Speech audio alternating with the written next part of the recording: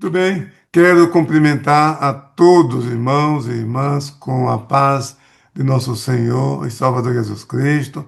Quero aproveitar também a ocasião pelo Jubileu de Prata do portal Escola Dominical EBD. Se constitui para mim uma honra, uma alegria poder estar participando com vocês. E o tema também, um tema palpitante, né? As versões da Bíblia. Eu quero ler como ponto de partida, já que as versões da Bíblia, o enfoque especial é sobre a NAA, porque é a versão mais recente, ela é de 2017. Então, foi o lançamento em novembro de 2017. E o tema é aqui, Hebreus capítulo 13, no versículo 8. Jesus Cristo é o mesmo ontem, hoje e para sempre. Não sei se vocês sabem, a Almeida Corrigida, o logotipo é aquela Bíblia, eu tenho aqui, deixa eu mostrar aqui, a Bíblia com a espada, isso aqui, ó, sabe? Aqui, ó. Isso aqui é tirado de Hebreus 4, versículo 12. Porque a palavra de Deus é viva e eficaz e mais penetrante que uma espada alguma de dois gumes, que penetra até a divisa da alma e do espírito e das juntas e medula, e é apta para discernir os pensamentos e propósitos do coração. Estou citando aqui a Almeida Corrigida. Então, esse é o logotipo da Almeida Corrigida. Agora, o Hebreus 13, 8, tá?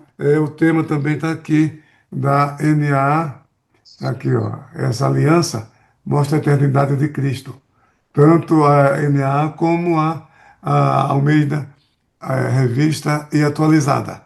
A diferença está no estilo do logotipo. Mas essa aliança representa a eternidade de Cristo. Então eu li, comecei com a leitura com Hebreus capítulo 13, versículo 8. Agora, é interessante entender o seguinte: todos nós estamos de acordo que a Bíblia é inspirada, é a palavra de Deus.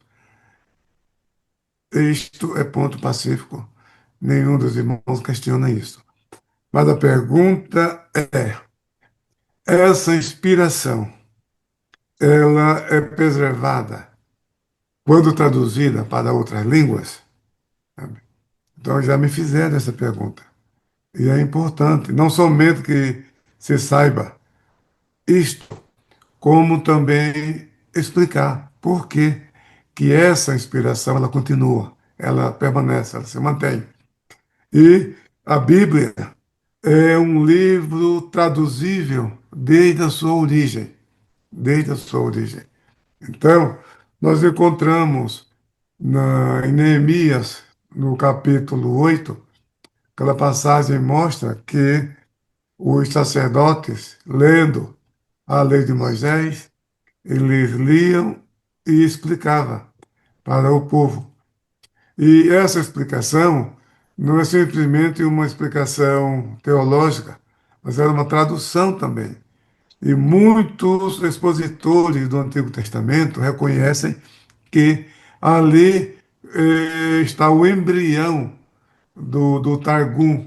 O que é o Targum? É a tradução do Antigo Testamento do hebraico para o aramaico.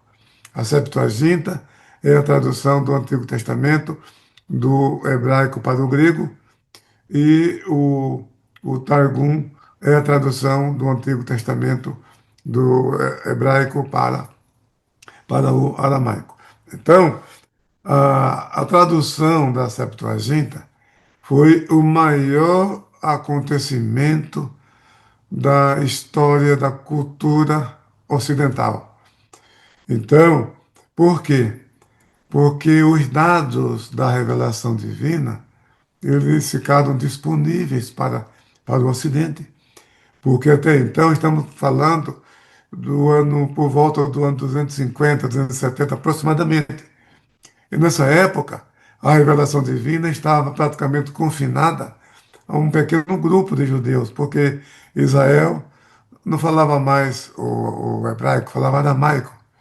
Então eram poucas pessoas que tinham acesso à revelação divina.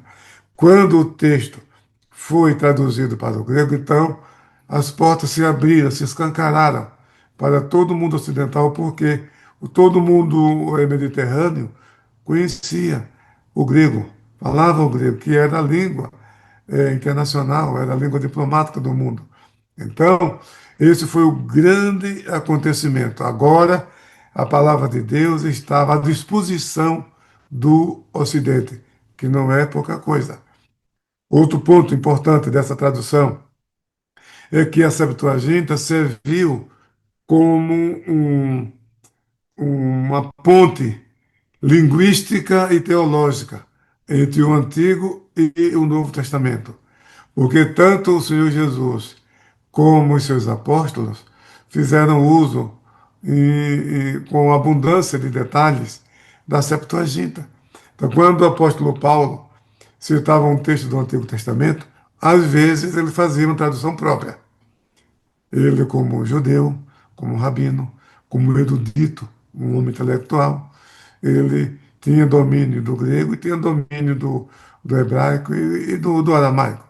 Então, conforme a sua conveniência, na direção do Espírito Santo, ele traduzia o texto. Mas outras vezes, ele pegava a tradução pronta do, do, da Septuaginta. Então, a Septuaginta é outra coisa. Havia, quando foi traduzida a Septuaginta, muitos termos semíticos não existiam no grego. É interessante isso. A palavra misericórdia não existia na cultura grega. Páscoa não existia na cultura grega. Então foram os rabinos de Alexandria na tradução do texto do hebraico para o grego, que eles introduziram na língua neologismo, novos termos. É importante entender isso. Então, isso, quando chegou o advento do Messias, quando chegou o advento da igreja, então já havia um vocabulário teológico, bíblico, na língua grega. Por isso que os apóstolos podiam se expressar usando essa linguagem. Foi consequência, resultado da Septuaginta. E outra coisa importante, aí é aqui que eu quero chegar, é que o, a, o texto da Septuaginta, o texto grego, que reaparece, os textos que reaparecem no Novo Testamento, mantém a sua inspiração. Então, o Espírito Santo está mostrando com isso. A Septuaginta é uma mostra de que a inspiração das Escrituras ela é preservada na versão para qualquer outra língua. E o exemplo que nós temos é a Septuaginta, porque inúmeras passagens da Septuaginta ela, estão no Novo Testamento. E o Novo Testamento é inspirado? Não é. Claro que é a palavra de Deus. Então, se o texto no Novo Testamento é inspirado, então essa inspiração vem também da Septuaginta. Então, isso eu costumo dizer que a Bíblia é um livro traduzível desde a sua origem.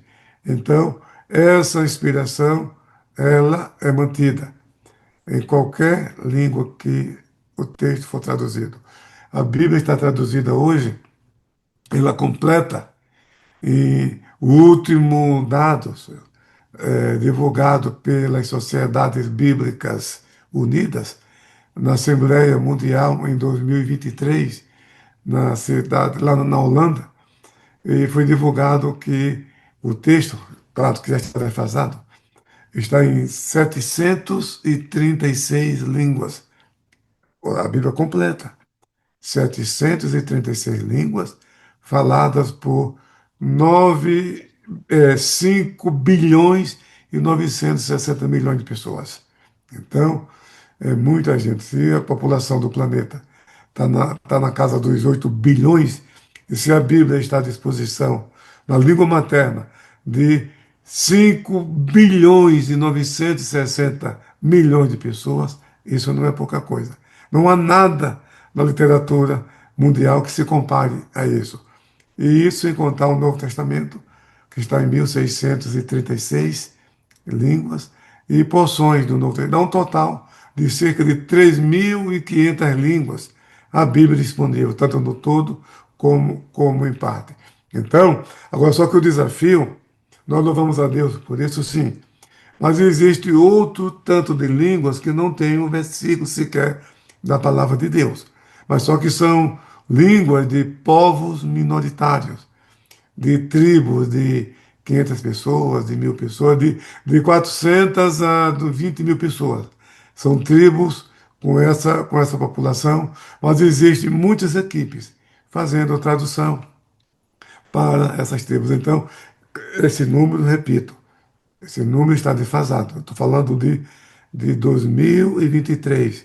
Foi divulgado pela Assembleia Mundial das Sociedades Bíblicas Unidas, que congrega atualmente mais de 160 sociedades bíblicas no mundo, que apoia a tradução da Bíblia, fornecendo consultoria e apoio financeiro. E eles continuam, muitos grupos e equipes de tradutores estão por toda parte traduzindo a Bíblia para as línguas desses povos minoritários. Agora, o desafio, outro desafio é que a população que tem acesso à Bíblia completa na sua língua materna, a metade pelo menos, ou talvez até mais da metade, ainda não possui uma Bíblia. Aí é onde entra a igreja. Colocar a Bíblia nas mãos do povo, incentivar a leitura da palavra de Deus. Muito bem. Então, dada essa informação preliminar, vamos agora para as versões na língua portuguesa. Existem cerca de 10 versões, mais ou menos, na língua portuguesa, que levam o nome de João Ferreira de Almeida. Isso sem contar as versões católicas, as versões que não levam o nome de Almeida. João Ferreira de Almeida, para quem não sabe, ele realizou um esforço hercúleo para traduzir a Bíblia para o português. Foi o primeiro a traduzir a Bíblia para completa para a língua portuguesa. Então ele começou com 16 anos de idade, estava trabalhando na Companhia Holandesa das Índias Orientais, em Malaca e também em Batavo. Batavo hoje é a capital da Indonésia, Jakarta. E ali havia uma população é, portuguesa considerável, e naquela época a Holanda tinha ocupado aquela região, tinha comércios naquela região, e a companhia holandesa das Índias Orientais eram calvinistas. E eles investiram pesados na evangelização e na produção da Bíblia. Então, é interessante que os crentes entendam que João Ferreira de Almeida não fez uma tradução unilateral. Ele, a Bíblia é um trabalho de igreja. Sabe? Não deve ser tradução de uma única pessoa, porque a Bíblia é a palavra de Deus, ela define o destino de milhões de pessoas. Cada palavra ali, ela é inspirada, ela foi bem colocada, ela é muito, muito séria. Então, e nós seres humanos não estamos habilitados. No passado, sim, já aconteceu, mas depois foi necessário fazer revisão. Lutero traduziu a Bíblia para o alemão, mas já existia a Bíblia em alemão em alemão na época dele. Em 1522, ele publicou o Novo Testamento em alemão, e em 1534, a Bíblia completa. Muito bem. Então, Lutero realizou esse trabalho e muitos outros, tradução da Bíblia, mas depois houve necessidade de revisão. Mas João Ferreira de Almeida, ele eh, foi visitador de enfermos, foi pregador do Evangelho, foi ensinador da palavra de Deus. Ele aprendeu, ele falava espanhol, falava francês, falava italiano. E ele mesmo diz que quando começou a traduzir o Novo Testamento, que estava com 16 anos, os evangelhos e Atos dos Apóstolos, ele usou o texto latino de Teodoro de Beza. O Códex de Beza, ele contém apenas 5 livros, os 4 evangelhos e Atos dos Apóstolos.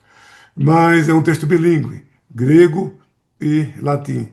Mas nessa época, João Ferreira de Almeida ainda não conhecia o grego.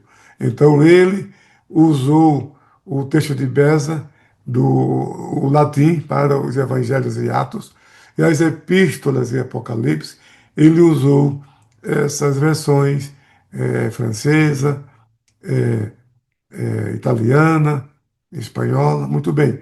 Mas só que esse texto não foi impresso. Então, ele começou de novo uma tradução do Novo Testamento. Então, essa primeira tradução, ele estava ainda em Malaca, que é hoje Sri Lanka, Sri Lanka. Então, mas a segunda versão, o segundo empreendimento, onde ele começou, já foi em Batávia, na Indonésia.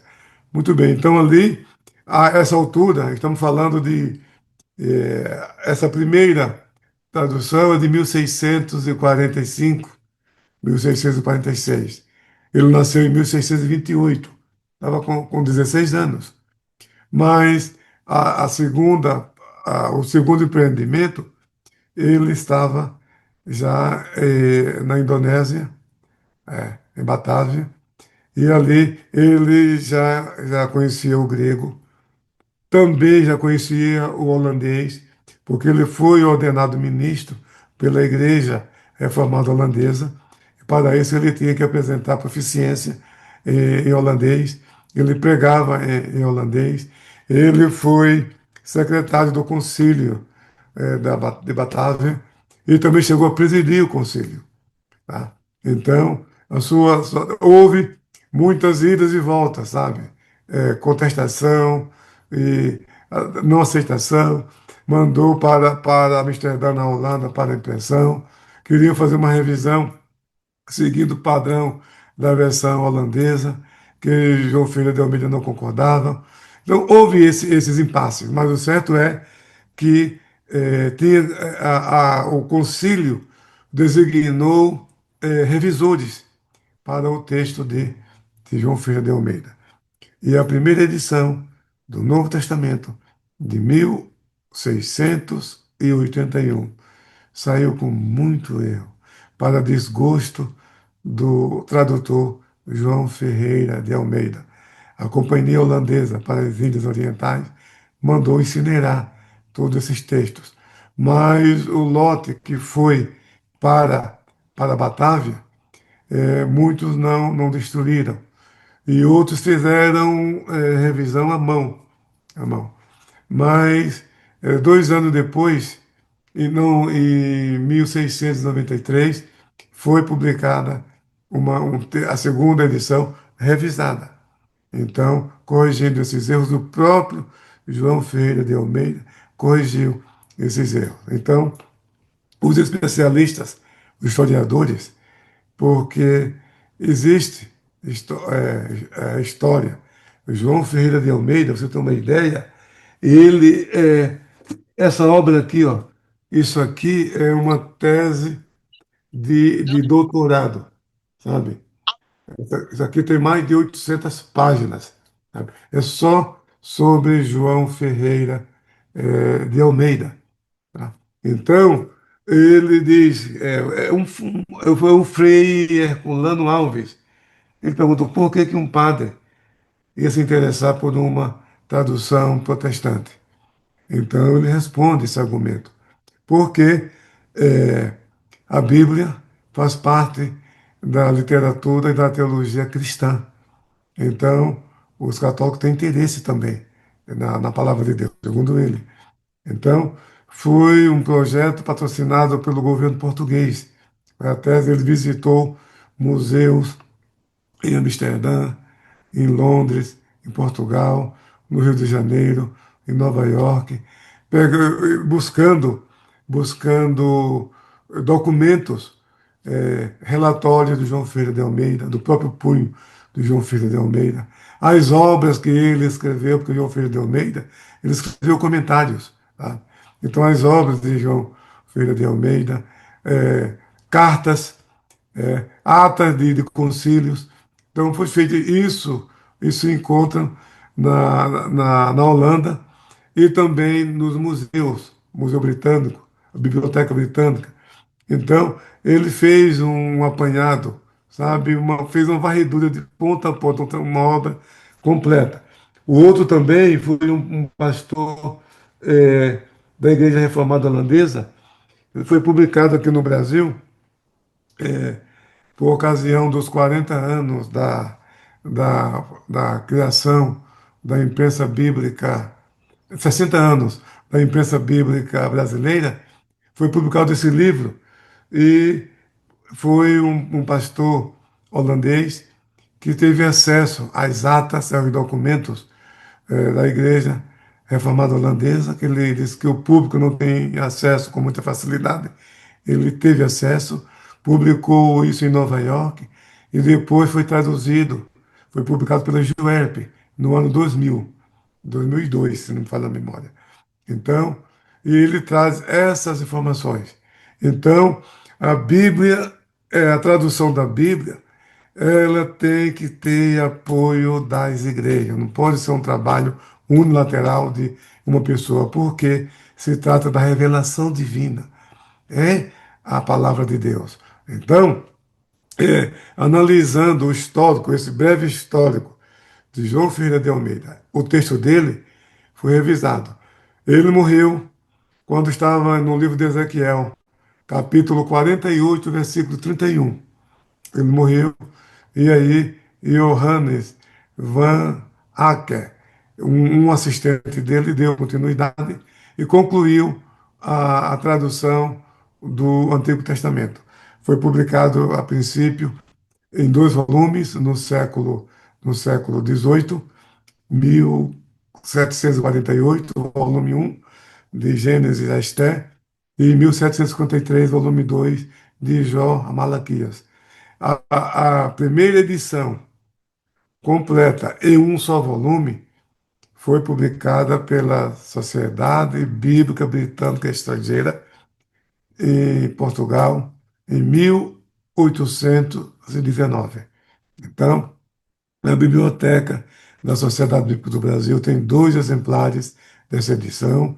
A biblioteca Daniel Berg, da CPAD, também tem uma edição, um exemplar dessa edição de 1817. Só que no século XIX, o texto de Almeida foi submetido a várias revisões.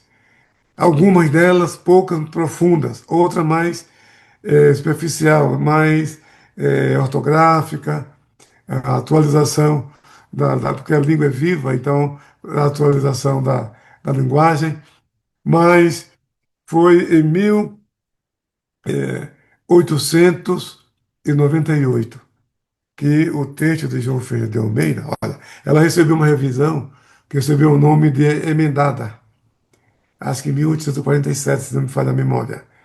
Depois foi submetida a outra revisão por uma equipe de revisores e recebeu o nome de João Ferreira de Almeida, Revista e Correcta, tá?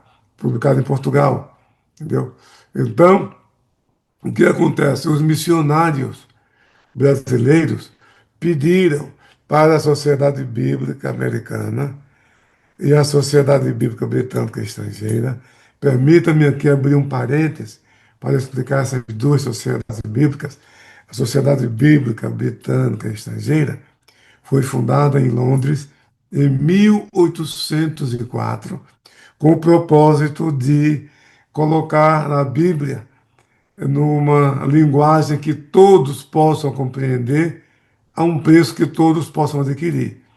Esse foi o projeto, o propósito da criação da Sociedade Bíblica Britânica Estrangeira em 1804.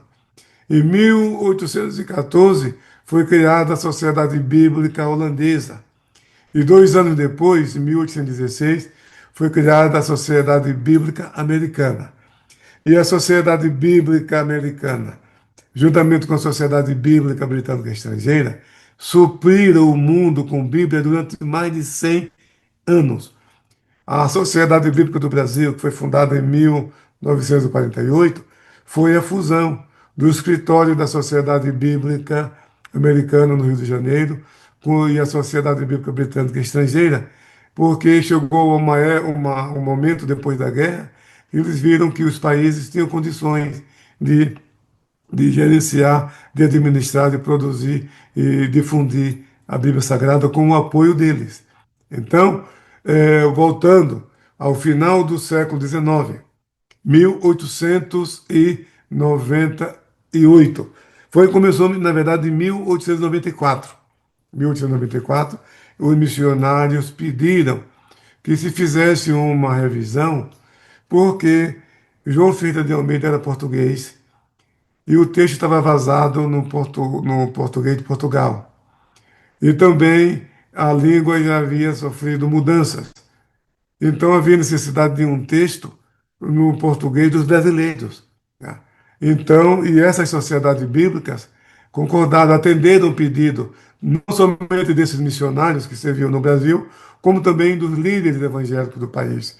Então, foi feita essa revisão, recebeu o nome de edição revista e corrigida.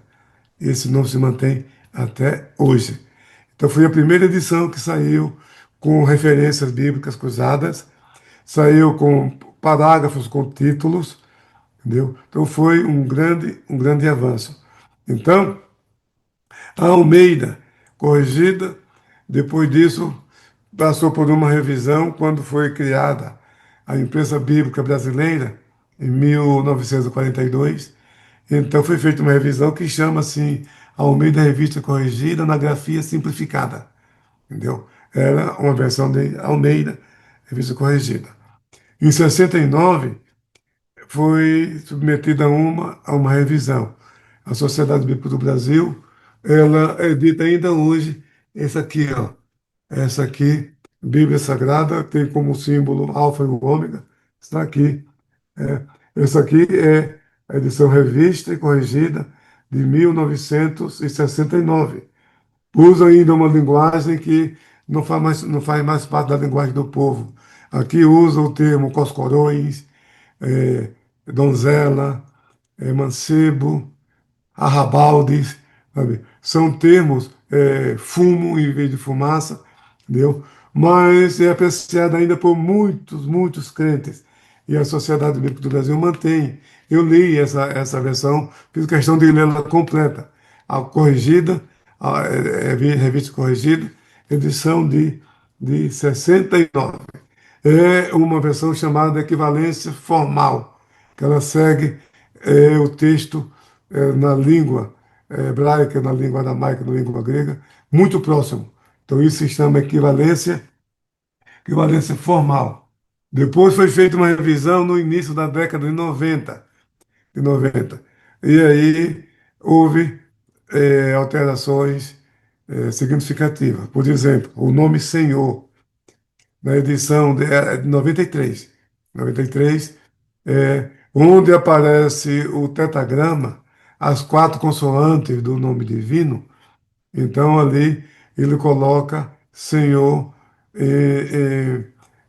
com todas as letras maiúsculas, né? Então, isso qualquer leitor não precisa conhecer a língua hebraica para saber que nos manuscritos ali está o tetragrama, está o nome Yahvé, ou Javé, ou o nome que está quase em desuso hoje, o nome Jeová, porque esse nome não é bíblico. O nome Jeová chegou ao Ocidente através dos reformadores por causa de um arranjo feito pelos rabinos que introduziu as vogais do nome Adonai nas quatro consoantes do nome divino, aí ficou Yehová. Jeová. Então é uma pronúncia artificial que chegou, que chegou ao Ocidente. Então não tem mais como mudar isso. Muitos já não usam mais. Eu não uso o nome Jeová nos meus escritos, eu uso o nome Yahvé. Yahvé porque não é bíblico. Mas está nos cânticos, nos hinos, na Almeida Corrigida, se mantém em alguma, principalmente em Ezequiel, assim diz o Senhor Jeová. Então, ali ainda aparece. Então, essa revisão de 1993, então, onde aparece o tetagrama no texto hebraico, ali está Senhor em versalete. Versalete significa que todas as letras são maiúsculas. Muito bem. Outra mudança, o nome, é, a introdução de cada parágrafo, a primeira palavra vem em negrito, sabe? Alguns cacófatos foram eliminados. Homem de pouca fé, entendeu? Ficou homem de pequena fé. Então, houve essa mudança significativa. Oxalá, lá em Apocalipse, Oxalá fosse quente ou frio, sabe? E Oxalá se sabe hoje que é um orixá de Umbanda, mas na verdade é uma palavra de origem árabe, que significa literalmente queira Deus. Alá em árabe é Deus, entendeu? Então Oxalá seria queira Deus. Mas para não confundir com os orixás de Umbanda, então os revisores substituíram, né, esse termo, Oxalá. Então, cão. No Nordeste, cão é um termo para designar o diabo, sabe? É um termo sinônimo. Então, ele fala, Noé gerou três filhos, Sem, Cão e Jafé. E alguém pode confundir, mas o que é isso? Então, está ali conforme está na língua hebraica, Cam, C-A-M, Cam, para distinguir desse termo usado para os demônios, principalmente no Nordeste. Então, foi uma revisão importante, essa revisão de 1993. E a quarta e última revisão foi a de 2009, que foi simplesmente para adequar a reforma ortográfica da língua portuguesa. Houve um acordo entre Brasil e Portugal, houve essa padronização, então houve necessidade de adequar ao texto, a revista corrigida, a nossa nova ortografia da língua portuguesa. Muito bem. Aqui temos um resumo da Almeida corrigida. Almeida atualizada. É um trabalho que levou 16 anos, porque havia necessidade de colocar a Bíblia numa linguagem mais compreensível para o povo. O presidente da comissão revisora, lá em Bom Sucesso, no Rio de Janeiro, ele visitava a comissão, visitava os irmãos, visitava as igrejas, procuravam ouvir a linguagem, a linguagem dos irmãos, para colocar um texto acessível. E, afinal, o propósito da Sociedade Bíblica Britânica Estrangeira, que é o mesmo da Sociedade Bíblica do Brasil hoje, é colocar a Bíblia numa linguagem que todos possam compreender, a um preço que todos possam adquirir. Então, e isso é feito ouvindo as pessoas. Então, lá na igreja de Bom Sucesso, é interessante que o irmão leu Êxodo 24 e 14, se não me falha a memória, E ali diz o seguinte: está aqui na Almeida, na Almeida Corrigida, Êxodo, capítulo 24 e o versículo 14. Olha aqui. Então, foi lido isso aqui, no culto. No culto.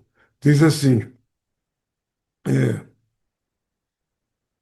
e disse aos anciãos, esse é Moisés, que estava subindo um monte, Sinai, e estava falando aos anciãos, né? E disse aos anciãos: esperai-nos aqui, até que tornemos a vós. E eis que Arão e U ficam convosco. Quem tiver algum negócio, se chegará a eles. Então, essa expressão aqui, até que tornemos a vós. Aí uma irmã perguntou, irmão, por favor, uma dúvida. Pois não.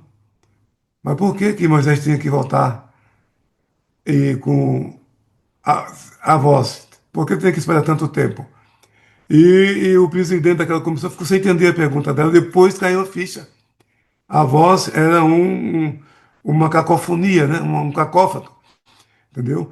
Por isso, você pode prestar atenção que na Almeida atualizada fala a vós outros, para evitar esse cacófato, né?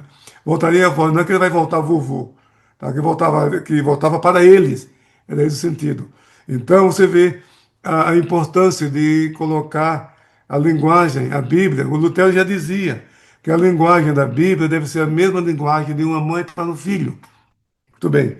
Então, foi assim que, em 1959, foi publicada a primeira edição da Almeida, edição revista e atualizada, que facilmente conquistou o coração do povo evangélico brasileiro. Muito bem. Agora, vamos chegar na NAA.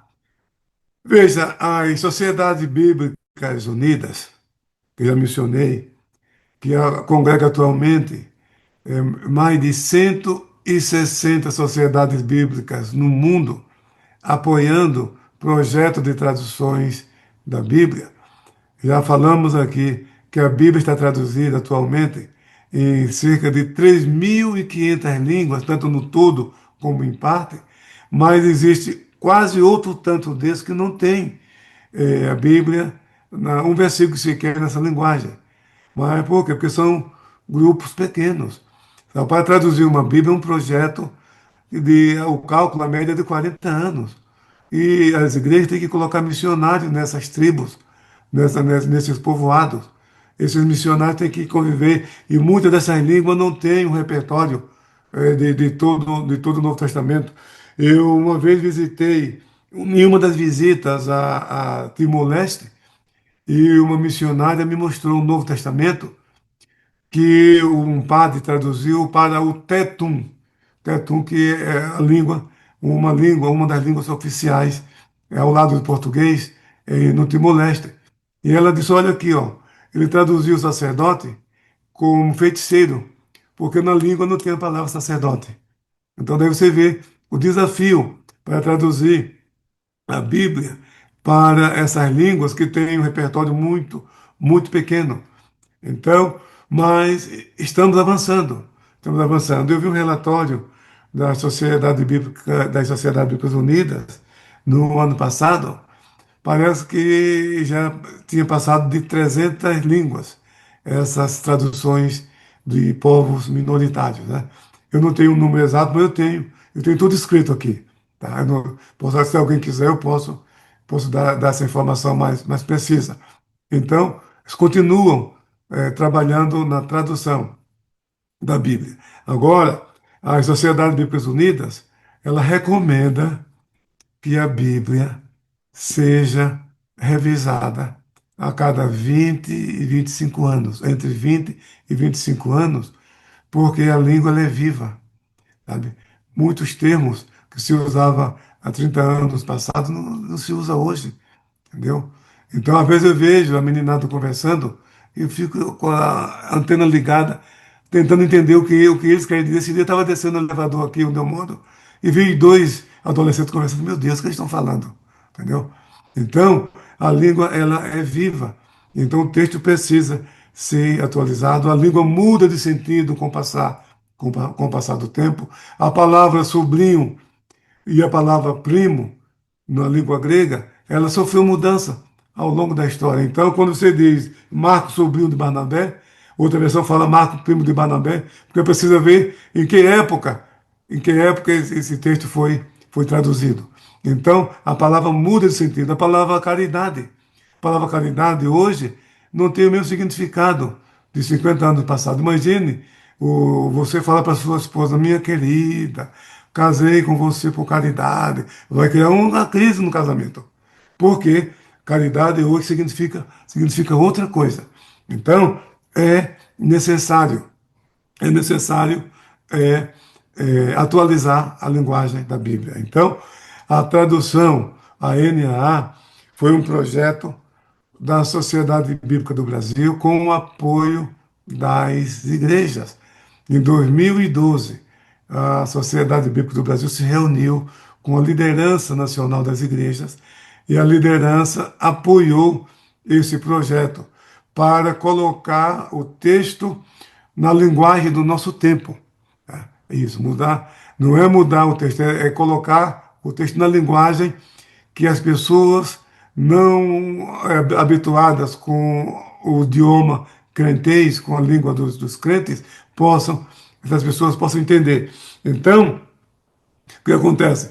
Quando foi concluído o trabalho, em 2016, num fórum de ciências bíblicas realizado no Museu da Bíblia pela Sociedade Bíblica do Brasil, o Novo Testamento com Salmos e Provérbios já foi disponibilizado para análise, avaliação e crítica da liderança, mas foi distribuído para o povo de um modo geral. E em janeiro de 2017, veja, eu estava nessa reunião, porque foi uma reunião da Comissão Especial para a elaboração da Declaração de Fé das Assembleias de Deus. Então, voltando um pouquinho atrás, ah, o pastor José Wellington convocou uma reunião com os presidentes de convenções estaduais no Hotel Guanabara, no Rio de Janeiro, no Salão Nobre do Hotel Guanabara. E essa liderança veio. E a comissão, quer dizer, o pastor José Wellington passou para as mãos dessa liderança a minuta da declaração de fé. Olha, vocês têm 90 dias para levar o texto, apresentar para os conselhos de doutrina das convenções de vocês e nos envie suas sugestões, suas críticas para aperfeiçoar o texto. Muito bem. Então, eles receberam esse texto e levaram.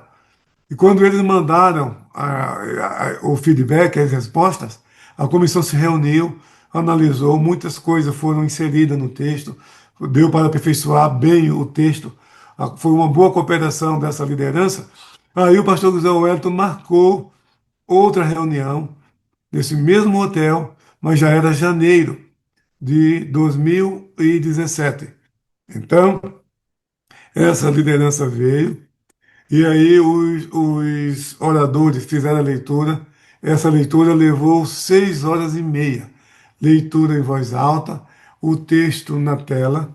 Pastor Claudio Honor de Andrade, de saudosa memória, lia um capítulo. Depois o pastor Douglas Batista lia o capítulo seguinte. Depois o pastor Alberto Alves da Fonseca, que é daqui de Campinas, lia o capítulo seguinte. Aí depois o pastor Claudio Honor voltava. Então, essa leitura levou 6 horas e meia. Mas nessa reunião, então,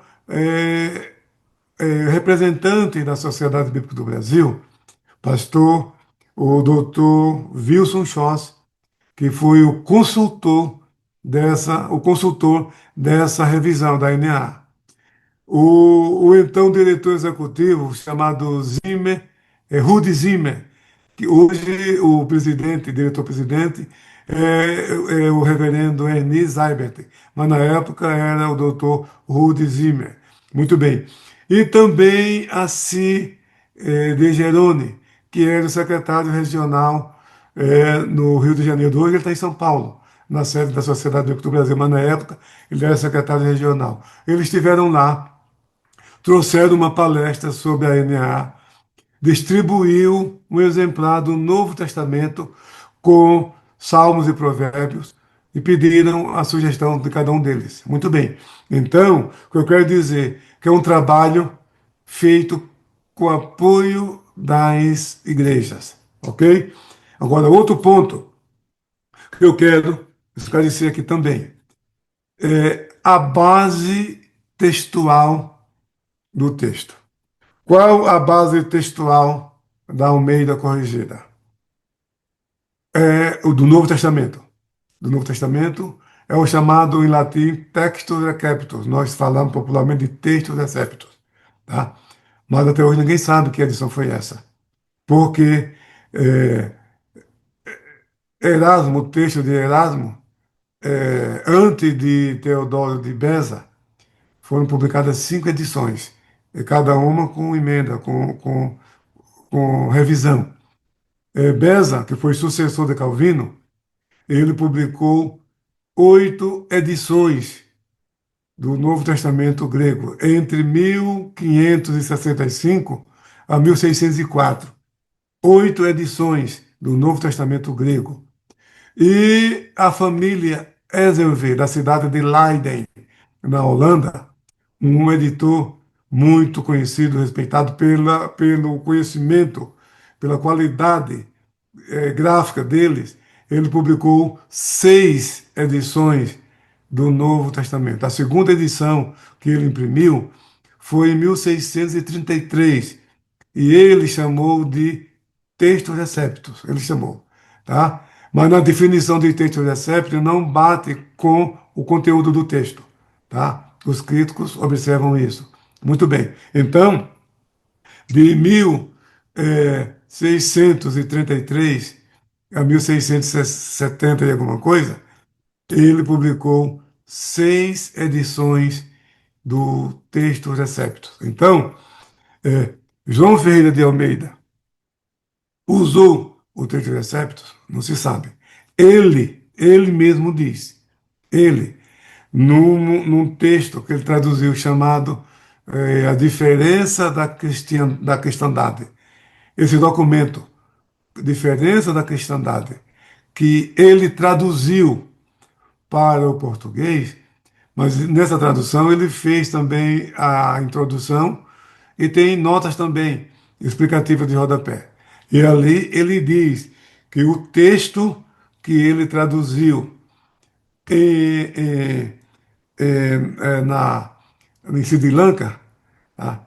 Ele diz que usou o texto latim de Beza, que ele não sabia o grego na época, ele tinha 16 anos, e as epístolas e Apocalipse, ele traduziu com a ajuda do espanhol, do francês, do italiano, que ele conhecia essas línguas. Muito bem. Agora, quando ele empreendeu o projeto do texto que foi publicado em Amsterdã em 1681, a essa altura ele sabia não somente o grego, mas também o hebraico. Mas aí ele não diz que texto, qual foi o manual, a base do texto. Ele não afirma. E ninguém sabe, ninguém fala. Existe sim quem afirma que não, João Ferreira de Almeida traduziu o texto de Septo. Sim, mas qual texto? Qual edição? Tá? E se ele traduziu, por que, que ele não usou de novo o Beza, já que a primeira edição que ele fez é, lá em Sri Lanka, ele usou o texto latino de Beza, porque agora ele não usou o texto grego de Beza? Uma interrogação. Então, um trabalho como esse aqui, olha, a Bíblia em Portugal, volume 4, a Bíblia de João Ferreira, Anos de Almeida, catálogo das suas obras. E aqui tem a assinatura dele, ó. Aqui é a assinatura do próprio punho de João Ferreira de Almeida. Por sinal, tem uma assinatura, uma caligrafia muito bonita, tá? Então, esse aqui ele fez um estudo completo, completo. Eu, como falei no início, eu reitero, ele consultou museus, bibliotecas de Amsterdã, de Nova York, de Lisboa, de Londres, do Rio de Janeiro, tudo que estava disponível, que ele descobriu, até muitas coisas que estavam na sinagoga, mas nos museus e bibliotecas não estavam catalogados, ele descobriu. Tá? E ele não fala nada. Ele não fala nada. Que texto João Ferreira de Almeida utilizou. Então, é possível que ele tenha usado o texto de Recept? Sim, é uma possibilidade, mas não é uma afirmação. Então, é mais é, aceitável que ele tenha usado o texto de Beza. Mas isso não vai mudar nada, não vai alterar nada sobre o valor da tradução, sobre o conteúdo, sobre a sua inspiração. Isso não muda nada, absolutamente nada. O que eu quero fazer aqui é evitar especulações, se permite isso, evitar especulações. Então, a tradução atualizada usou usou como base textual o Antigo Testamento, o texto hebraico a quarta edição do texto hebraico, do Rudolf Kittel. Rudolf Kittel é a quarta edição do manuscrito, é um manuscrito chamado de diplomático, porque se baseia num só volume, é o texto de Leningrado. Tá? É o texto leningradense, foi encontrado na biblioteca de São Petersburgo, na Rússia, na então União Soviética. Então, ele é do ano 1053. É o mais antigo manuscrito hebraico completo, esse aí é completo, sabe? Feito pela família Ben Asher, quer dizer, traduzido, filho de Azé. Né? Era uma família tradicional em Israel, entre os judeus, especialistas em compilar manuscritos. Então, esse é um dos textos de Ben Asser, é o texto conhecido como Codex Leningradensis. Então, Rodolfo Kittel publicou 3 edições desse Antigo Testamento hebraico. E depois, a Sociedade Bíblica da Alemanha, de Stuttgart, publicou a quarta edição, que se chama Stuttgartensia, Bíblia Hebraica Stuttgartensia. Então, esse foi o manual básico do Antigo Testamento para a revisão do texto da Almeida Edição Revista e Atualizada.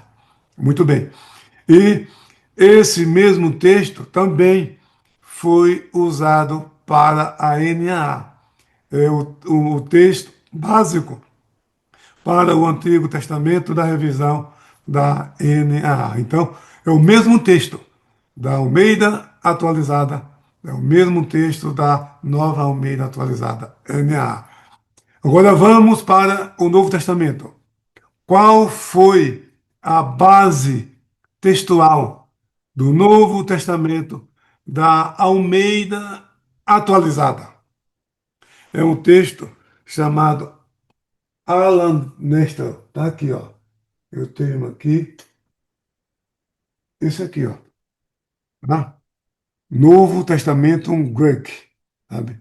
Então, Nestor Alan, esse aqui é um texto com base, é um texto que e outro, a,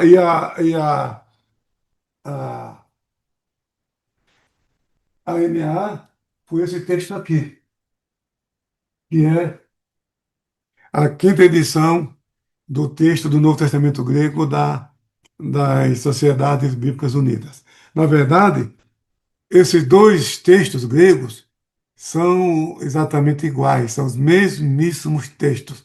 A diferença está no aparato crítico, que o formato é diferente, é organizado de forma diferente. Isso aqui foi produzido pelas Sociedades Bíblicas Unidas para tradutores da Bíblia no mundo inteiro. O texto usado para tradutores do Novo Testamento no mundo inteiro. Muito simples, muito prático para os tradutores. E esse aqui foi produzido para professores de grego e pesquisadores de grego, tá? Mas o texto grego é exatamente o mesmo, os dois. Muito bem. Então, esse aqui foi usado como base para o Novo Testamento da NA. Também o mesmo usado para a tradução brasileira. Foi lançada em 1917. Só que a edição é diferente, mas é do Nestor, é o mesmo. Então, isso mostra que a NA mantém a mesma base textual da Almeida atualizada. Então, onde está a diferença? Na linguagem. A NA usa o, a construção na ordem direta, sabe? Então, o hipérbato, a ordem inversa, que é característica da língua hebraica, e por sinal é linda, lindíssima demais, a começar pelo primeiro versículo. No princípio criou Deus os céus e a terra. Isso é um hipérbato, porque a ordem na língua portuguesa vem com sujeito, verbo e complemento. Então, e a NA segue o padrão da língua brasileira. Lá fala, Deus criou no princípio os céus e a terra. Começa com sujeito, entendeu? Então, isso aparece em muitas passagens da Bíblia. Isso facilita para a compreensão. Para as pessoas de pouca instrução, têm dificuldade em entender uma inversão das palavras. Você vê o hino nacional brasileiro. Muita gente canta, mas não sabe o que significa o hino nacional brasileiro. Ouviram do Ipiranga a imagem de praça. Sabe? O que isso quer dizer? Isso é um hipérbato, a inversão da ordem. Então, o propósito da Sociedade Bíblica do Brasil é esse: colocar a Bíblia numa linguagem que todos possam compreender, a um preço que todos possam adquirir. Então, ela já tem a nova tradução na linguagem de hoje. E isso tem servido para incentivar a leitura da Bíblia. Muita gente não lê a Bíblia porque não entende o que lê.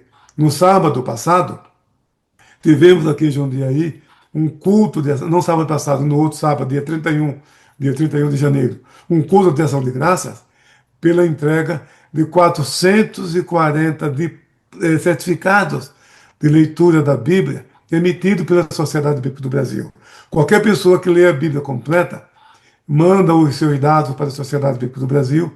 É só dizer quando começou a leitura e quando terminou, que ela emite um certificado, dizendo fulano de tal leu a Bíblia completa de tal data, assim, assim, entendeu? Se a pessoa leu a segunda vez, fala que leu pela segunda vez. Se leu pela 20ª vez, fala lá que leu pela 20ª vez. Então, por que muita gente está lendo? Porque está entendendo.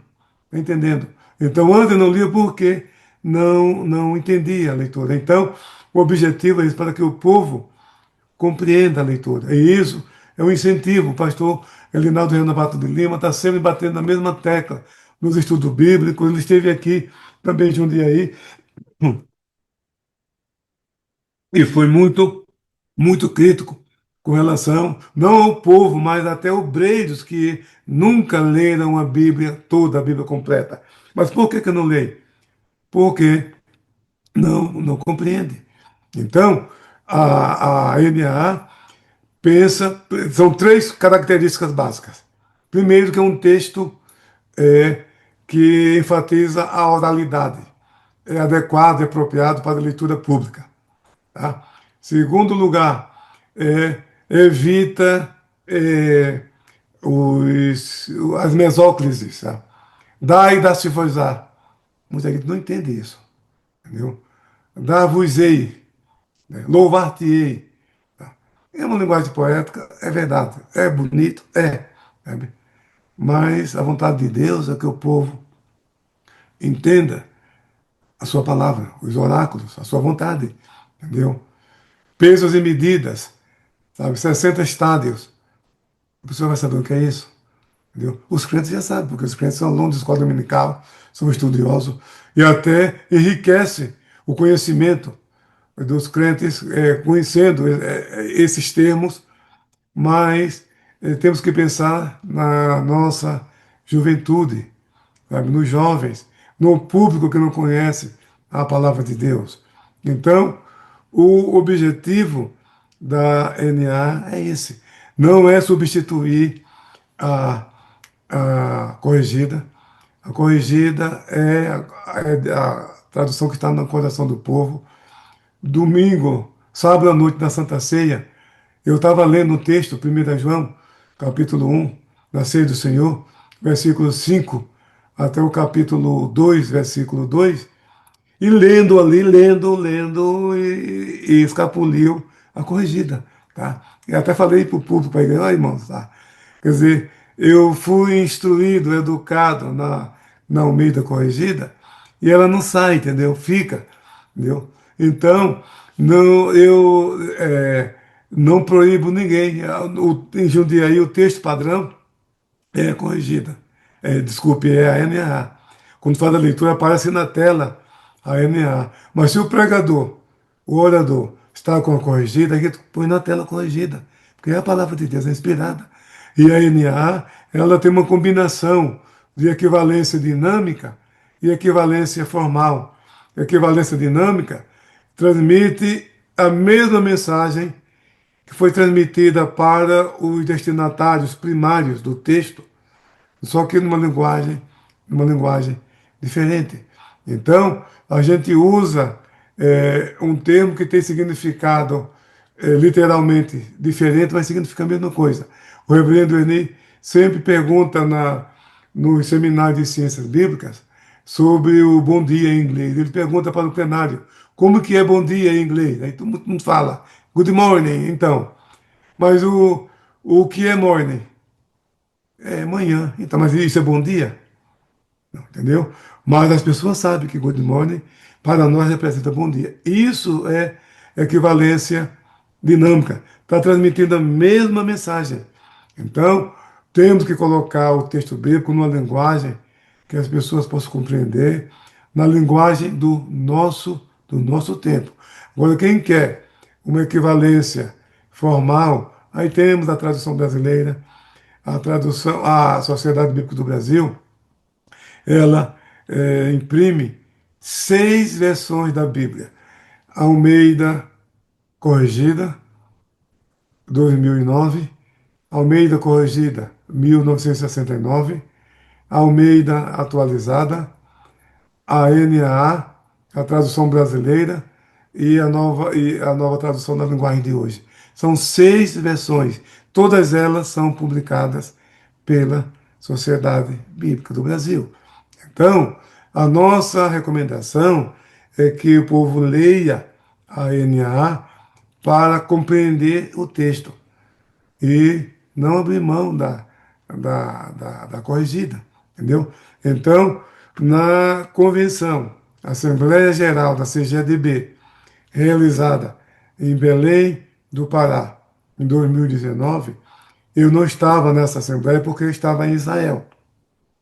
Mas o Conselho de Doutrina, com a Comissão Apologética e o Conselho de Educação e Cultura da nossa convenção, apresentou a proposta para que a convenção aceitasse a NA como texto padrão das Assembleias de Deus, ao lado da Almeida Corrigida, não substituir a Almeida Corrigida.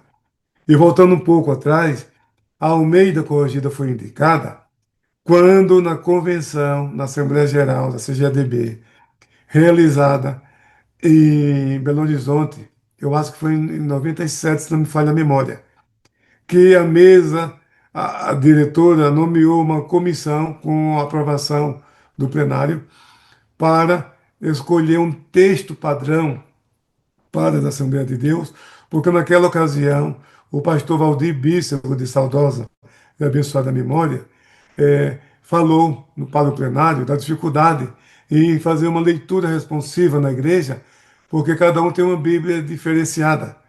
Então, embora todas sejam inspiradas, todas sejam a palavra de Deus, mas é necessário, pelo menos no culto, ter um texto padrão. Agora, na sua leitura devocional, cada um pode ter as leituras diversas que quiserem, e é até bom, cada vez que eu termino de ler uma versão da Bíblia, eu leio uma outra versão, porque a gente vai aprendendo. Muito bem. Então, naquela comissão, eu fui designado, membro dessa comissão, pastor Antônio Gilberto, de saudosa e abençoada memória, foi designado como presidente dessa comissão. Fez parte também dessa comissão o pastor Yademir do Couto, que na época era gerente de publicações da CPAD, também o pastor Túlio Barros, também de saudosa e abençoada memória, e o pastor Elinaldo Renovato de Lima. Essa foi a comissão. E a gente se reuniu na CPAD, no Rio de Janeiro. O assunto ficou resumido em duas versões: Almeida atualizada e Almeida corrigida. Então, nós apresentamos a proposta pela Almeida corrigida por duas razões básicas principais. Número um, que na Almeida atualizada não aparece o nome divino Yahvé nem Jeová. Aparece o nome Senhor em versalete, tudo maiúsculo. A gente sabe que ali é o tetragrama, mas o nome não aparece. Então, e as igrejas cantam, o coral canta, grande é Jeová, e o Anaapa, a cidade de Jeová, e não tem isso na Bíblia. Alguém vai perguntar, escuta, mas o que é isso? Entendeu? Então, foi essa a razão. E a outra é porque na atualizada aparece entre colchetes os parte de versículos, ou porção de versículos de manuscritos recentes, que não aparecem nos manuscritos mais antigos. Aí, na introdução da Almeida atualizada, tem essa observação.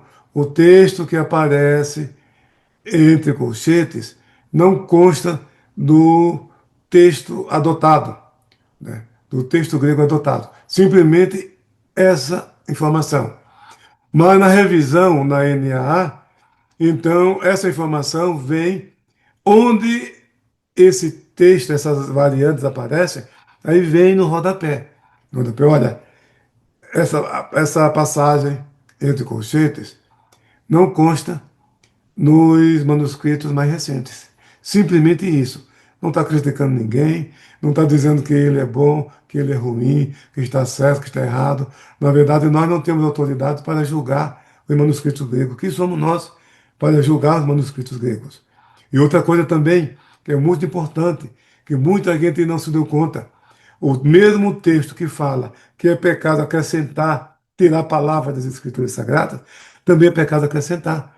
Então, essas variantes, muitas delas não sabemos como elas surgiram, quando elas apareceram.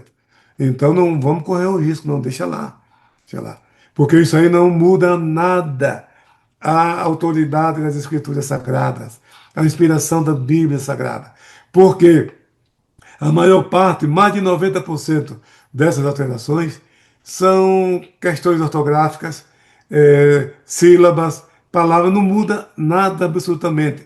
Mesmo os críticos, mesmo aqueles críticos que não são tão piedosos assim, eles reconhecem que o Novo Testamento é original.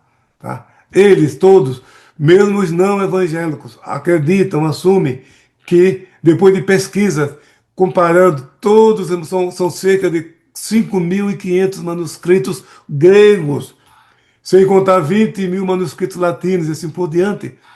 Todos esses versículos foram comparados, um por um, tá? E todos eles chegam à conclusão: o Novo Testamento é original. Acabou. Então, isso não vai alterar nada na vida cristã, sabe? Então, o que a gente acha é que não podemos esconder isso do povo, sabe? Isso se chama transparência. Então, na época, não adotamos a atualizada porque o povo não conhecia isso, não tínhamos internet. Não tínhamos internet. Agora, antes que o povo saiba isso de maneira equivocada por pessoas inimigas do Evangelho, então vamos colocar isso. Uma Sociedade Bíblica do Brasil, ela pertence às igrejas. Ela foi fundada pelas igrejas. O Conselho Deliberativo é formado por líderes e leigos das diversas denominações evangélicas do país. Então, essa edição foi publicada com o apoio das igrejas, não foi uma decisão unilateral, foi com o apoio das igrejas. E as Assembleias de Deus apoiaram, porque receberam o Novo Testamento com os provérbios, com salmos e provérbios, para analisar, mandar seu parecer, e até onde eu sei, eles não mandaram, ninguém mandou. Então foi publicado. Agora vai fazer crítica porque não sugeriu na época, porque a sociedade bíblica mudou alguma coisa, recebendo apoio das igrejas. Então, olha, não, isso aqui a gente precisa mudar, não desvirtuar do original, das línguas originais, das línguas bíblicas, sabe?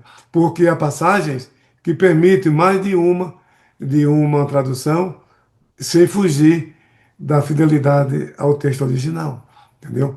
Então, isso é importante que os assembleianos, principalmente, saibam que a NAA é um projeto das igrejas, com o apoio das igrejas. A Assembleia de Deus fez parte também desse projeto. E a Sociedade Bíblica do Brasil é uma associação beneficente sem fins lucrativos. É uma obra missionária. Ela é das igrejas, pertence às igrejas e foi fundada pelas igrejas. Se você quer conhecer o dono da Sociedade Bíblica do Brasil, é só olhar no espelho. Você é dono. Você tem direito de dar opinião, de dar parecer, de dar sugestão. Então, isso que eu queria falar sobre a NAA. A base textual é a mesma da Almeida atualizada. Tá? Então, e a diferença está na linguagem, que é a linguagem do nosso tempo. Em vez de usar côvados, usa metros. Em vez de usar estádios, usa quilômetros. As pessoas entendem isso. As pessoas entendem. Então, a vontade de Deus é que o povo conheça a sua vontade, a sua palavra. Não está preocupado com o estilo literário. Celso, um inimigo dos cristãos, criticou o Novo Testamento porque foi vazado no dialeto coiné. Ele achava que, por ser reconhecido como inspirado por Deus, revelação de Deus, deveria ter acontecido isso no dialeto ático, que era o dialeto de Atenas, da elite, da literatura grega, do top, entendeu? Mas Orígenes, ele respondeu, falou, não, Jesus não estava preocupado em ensinar filosofia para o povo. A vontade de Deus é que o povo conheça a sua vontade. Então, Lutero tinha razão, e eu concordo com ele em gênero, número e caso.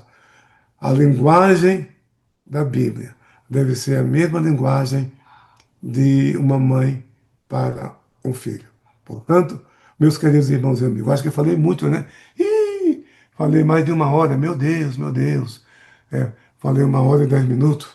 Muito bem, então, eu paro por aqui e me coloco à disposição dos irmãos.